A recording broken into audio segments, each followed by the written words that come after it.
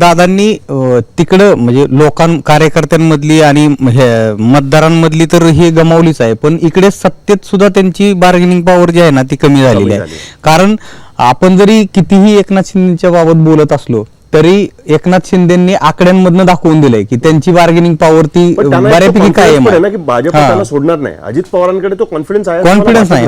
त्यामुळे त्यामुळे तसं ते दुहेरी फटका अजितदादांना खरं तर बसलेला आहे. आणि आपण फक्त अजितदादांविषयीच बोलायला नको आहे, आपण शरद पवारांच्या भूमिकेबद्दल सुद्धा बोलायला पाहिजे, आपण सुप्रिया सुळेंच्या भूमिकेबद्दल सुद्धा बोलायला पाहिजे.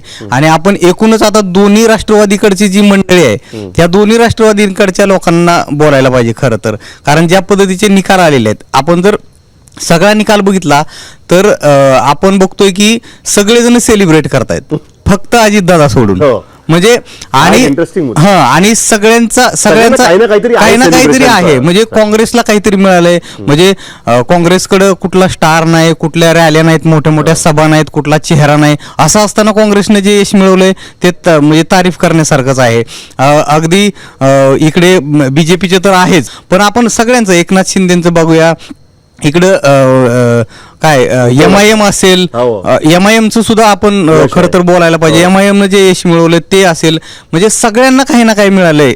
पण अजितदादांना जे काही मिळालंय ते अजितदादांना नक्कीच विचार करायला भाग पडणार आहे. ही फार महत्वाची गोष्ट आहे खरं तर. त्याच्यामध्ये भाजप जे आहे ना ते असं पक्षीय लेवल पर्यंत गोष्टी येऊन देत नाही, ते मग तिथं स्थानिक लेवलला गोष्टी काय त्याला एक मराठी कळवंड शब्द आहे, तर कळवंडी स्थानिक लेवलला लावून देतात ते. आणि ते तिकडच्या तिकडे खेळतात. आणि मग वरच्या लेवलला ज्यावेळेस फडणवीसांना किंवा वरती प्रश्न विचारला जातो त्यावेळेस ते म्हणतो, मग ते सांगतात की हा ते तिकडे झालेलं आहे आणि त्यांच्यामध्ये झालेलं आहे. पण मग तेच आहे की मग मला आश्चर्य तेच वाटतं की एवढं सगळं होऊन हे लोक परत कॅबिनेटला एकत्र असतात, मग त्या गोष्टी घडतात. ही गोष्ट खरं राजकारणात शिकली पाहिजे, खरं शिकली पाहिजे. कार्यकर्ते ज्या लेवलला भांडत असतात ना, स्टेटमेंट्स म्हणजे त्यातल्या त्यात रवींद्र चव्हाण खूप माइल्ड होते असं म्हणायची पाळी आहे. गणेश नाईक यांनी एकनाथ शिंदेबरोबर दिली आहे. त्याच्यानंतर पुढच्या कॅबिनेटला निवडणूक झाल्या जी कॅबिनेट बैठक झाली त्या शनिवारी, त्याला ते दोघं जण एकत्र बसलेले होते तिकडे. त्याच्यामुळे हा जो त्यांचा काही गुण आहे ना राजकारण्यांचा, की काल भांडण झालं उद्या आपण एकत्र बसू शकतो, हा अत्यंत महत्वाचा गुण आहे. हा सगळ्यात जास्त कार्यकर्त्यांनी लक्षात घेतला पाहिजे, सगळ्यांनीच लक्षात घेतला पाहिजे. अगदी ग्रामपंचायतीला आम्ही गावाकडे बघतो की 5-5 वर्ष सख्खे भाऊ असलेली माणसं राजकारणामुळे एकमेकांचं तोंड बघत नाहीत. ते ह्या लोकांनी हे राजकारण सध्या चालू आहे ते खूप बारकाईनं बघणं गरजेचं आहे.